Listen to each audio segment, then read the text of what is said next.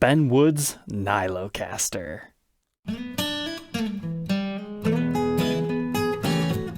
Welcome back, Troglodytes, to your daily dose of guitar information, the Trogly's Guitar Show. That's right, we finally get to review a proper Nylocaster today. If you're not familiar with who Ben Woods was, Ben was a phenomenal flamenco guitar player. He liked to blend his love of metal guitar with the flamenco stylings to create what he considered flametal. So go ahead and check out all his covers and songs on his YouTube channel. Unfortunately, he left us 1 year ago after losing his battle to cancer. So as a tribute, we're reviewing one of his guitars and discussing its history today. Before we get too far into it, let's go ahead and check out the last version of the Nylocaster. Because let me tell you, these things came a long way since his prototypical days when he was taking Squires and modifying them. So this is what he considered his honeyburst finish. It looks quite cool. I like the woods that they used for this. Sure, it's a multi-pieced body, but it's got some cool figuring, and that's just going to vary example to example. But what makes the Nylocaster so interesting is the fact that we have nylon strings on an electric guitar's body, essentially. It looks rock and roll, but yet you can play all the flamenco stuff with the nice nylon string sound.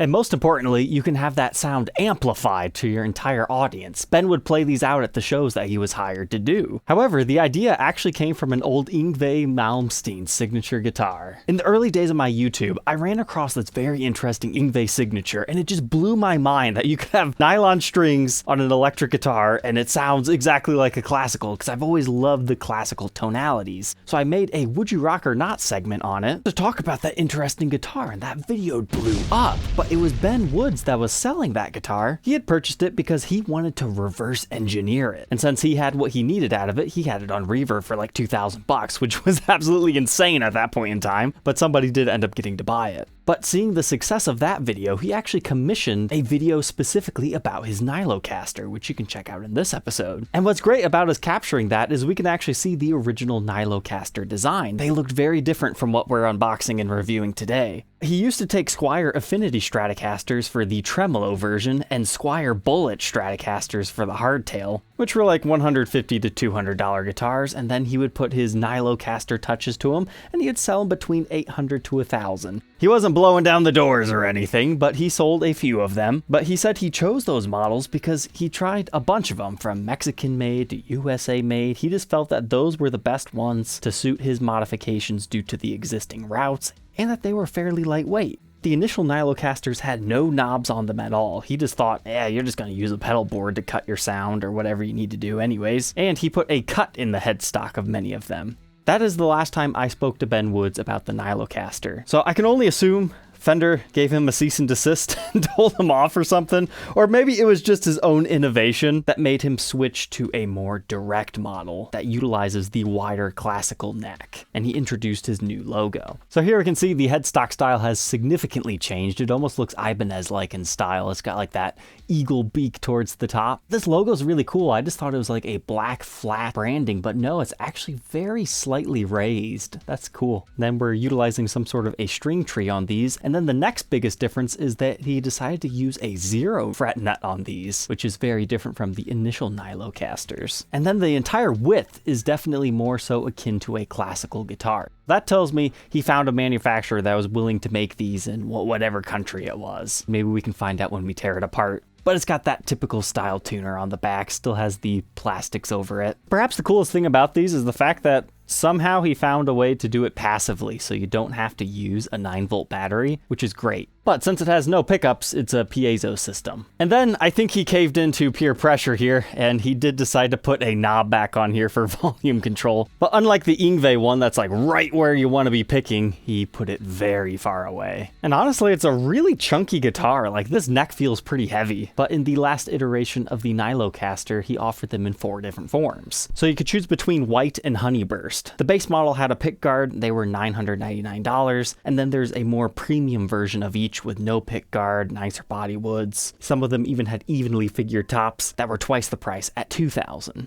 During the review of my Yngwie signature guitar that I finally had gotten, I dedicated that episode to him, and at that time there were none for sale. However, shortly after, in mid-August, the family dropped a note on the page saying this is the final inventory, and they replenished it. Now, I'm not sure how many of each exists, but if you're a big fan of Ben Woods, this is probably one of your last opportunities to buy one directly from the family, but they're only shipping this within the United States. So I had somebody in Mexico reach out to me saying, hey, I really want one of these things, but they can't ship it to me. So that's where my forwarding service came in handy. So if you need one of these anywhere around the world, I'm happy to act as a middleman to help you get your very own Nylocaster. That is the reason why we have one here to document today. It is not sponsored by the Ben Woods estate, but you know, I kind of worked with him as he was doing these. I feel kind of personally attached to the Nylocaster. Let's take a second to look at this gig bag. It's actually an officially branded Nylocaster version.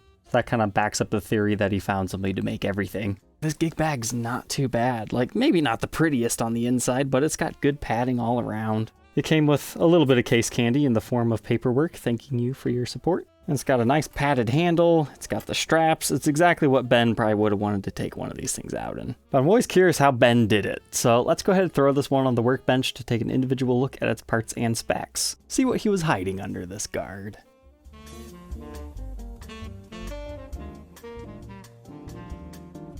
So this was actually quite interesting. Underneath the pick guard, would you believe it, it's actually routed as an HSH setup. So that's why the body that doesn't have a pick guard is twice as expensive, right? Because they have to use much more premium lumber, and the manufacturer has to custom make those for that, would be my guess. But what's cool is if you're a Ben Woods fan and you want one of his creations, but you would rather have a guitar that's more normal, you could install regular magnetic pickups in here and then just have like a splitter cable or have some sort of a switch that goes between your piezo and magnetic pickups. There's many different modifications that you could do to this body. Here's a complete look at our route, if that helps anybody identify where these bodies were made. I've never seen these routes by the neck pocket before, so maybe that will help somebody identify who made these for him. The backside of the pickguard, nothing too crazy, and it's just got a basic cheapy pot back here with basic wiring. Here's a look at our output jack route. Seems pretty basic, as does the jack itself. It's interesting, he wanted this to be a minimalist design. So look, 1, 2, 3, 4 screws. I mean, he should have like another one there, and there, and there. He wanted it to look a little bit more classic. Here's the true magic of the Nylocaster. So he actually developed his own piezo system is what it looks like, and it's branded Nylocaster right there, designed in USA. So the saddle system is what's proprietary, and in order to make more Nylocasters, you would need to buy his patent for this. But what's kind of strange is the wire comes out the side there, and then even when it's installed in the body, that wire just runs right into here, right before the pick guard starts. I'd never noticed that before on the stock photos until I was doing research for this video. Usually piezos just go like straight down and then they can hide it within the body routes, but maybe there was something that prevented him doing that on his own design. From here it looks like a top-loaded Telecaster bridge, except for they route new areas down here for the strings to go through. So they come up at quite an angle before they enter the system. And then here's what the back of that looks like. This is advertised as an Okume body. I'm not sure if I'm pronouncing that right. Okume. But I really like the finish job that they've got on it. It's almost like they bursted the top but then left the edges alone. I'm a big fan of this honey burst, especially when you get some cool figuring. It nearly looks mahogany-like. It's got all the wood grain. So I'm definitely glad we got to document this color example. Now let's move on from our body to our maple neck with our rosewood fingerboard. Now here's where you can kind of tell some of the quality things. These dot inlays, they're pretty center, but the ones up here, they're like a little bit off. This one is extremely off. But I wouldn't say the build quality feels bad. I will tell you the setup straight out of the box was abysmal. But that's what's great about this, is usually a classical guitar, if you want to adjust string action, it takes a lot of work. This one just has the 3 screws, kind of like a similar Stratocaster, so it's a lot easier to do. Here's another difference between most classicals. This has a fretboard radius, 9.5 inches. And it looks like he captured the 25.5 inch scale. Holy cow, that's wide, 1.91 inches. Usually electric guitars are like 1.72 at the most. Then by the 12th, 2.18. And then first fret neck depth, 0.9, then increases to 0.94 by the 12th. It definitely has a nice roundedness to it. It's not like overbearing. Here's a look at that neck on the contour gauge. You can just see how super wide it is, but it maintains that C-shaped neck profile.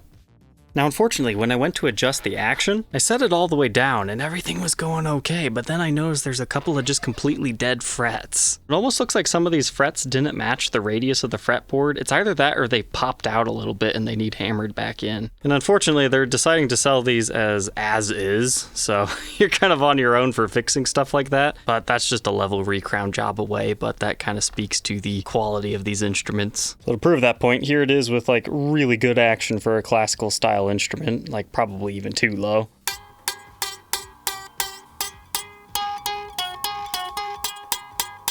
So going through the neck as it left the factory, there were 4 problem spots. I think it's like right here, then your 2 12th frets, and then there were a couple up here. Primarily just this fret right here, but you can kind of see how it's sticking up. Maybe it just needs hammered back in. Makes me wonder if this new stock of instruments that they found were like his seconds that he was going to refurbish before offering them.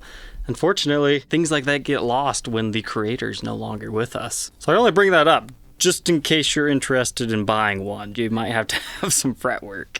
When adjusting the action, it's also kind of interesting how the whole saddle just kind of falls down. I'm not sure if that would affect intonation, like you'd have to move it up and down. But I suppose that is one downside to this style. You have to move the whole bridge up and down and kind of tilt it side by side, rather than 6 separate saddles. So it's kind of like a rat tail bridge on a Gibson. I'm not sure if you'd ever be able to get perfect intonation. But now moving to our headstock, we've got a black capped off truss rod route. So that kind of gives us an idea of where it was made. Then we've got our big string tree. The tuners, I mean, they seem to function fine. If you happen to buy one of these and you're only used to metal guitar strings, classical nylons take forever to tune up because they're a lot stretchier, and getting them to stay in tune, you gotta wait a little bit longer too.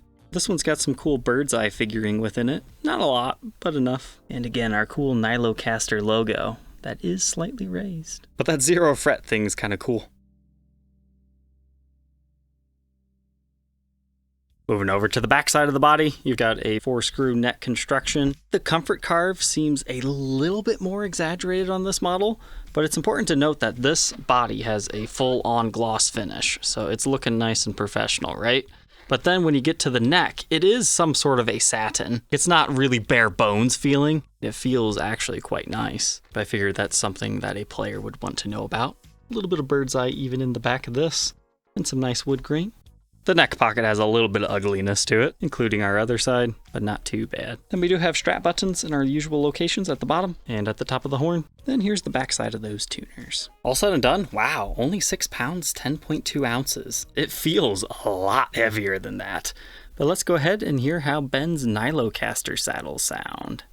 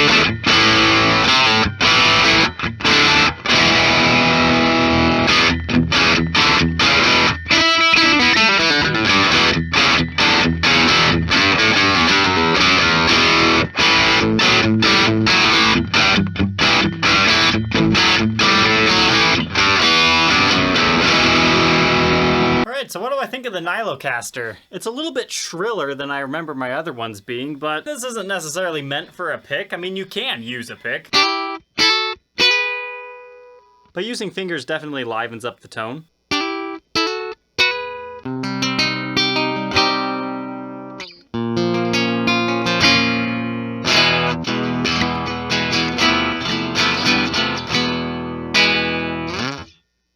I really find myself wanting a tone control just to like tame that down a bit if I wanted to use a pick. I mean, all you got to play with is your volume control, which helps a little bit.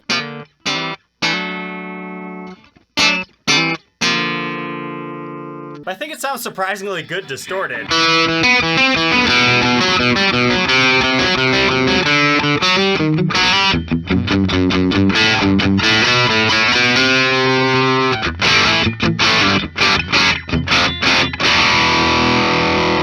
Just for comparison's sake.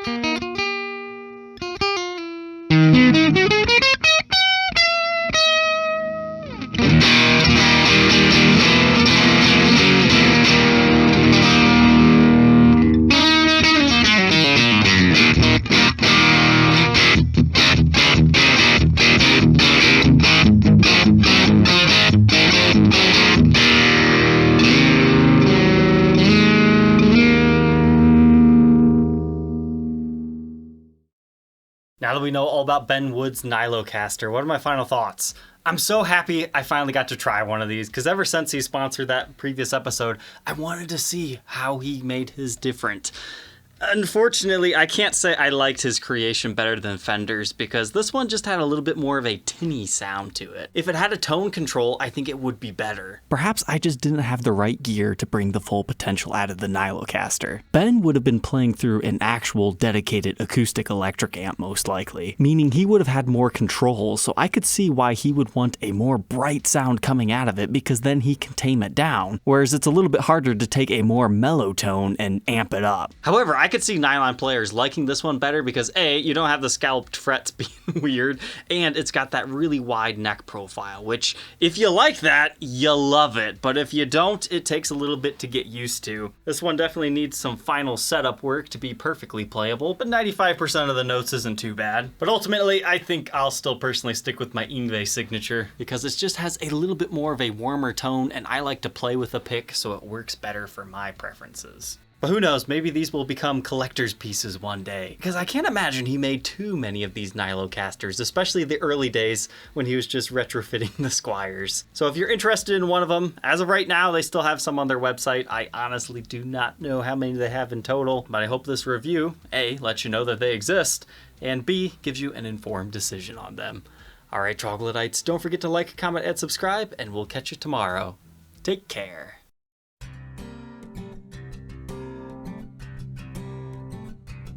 If you enjoyed tonight's episode, consider subscribing. I post videos like this every day. And you might even enjoy this next one.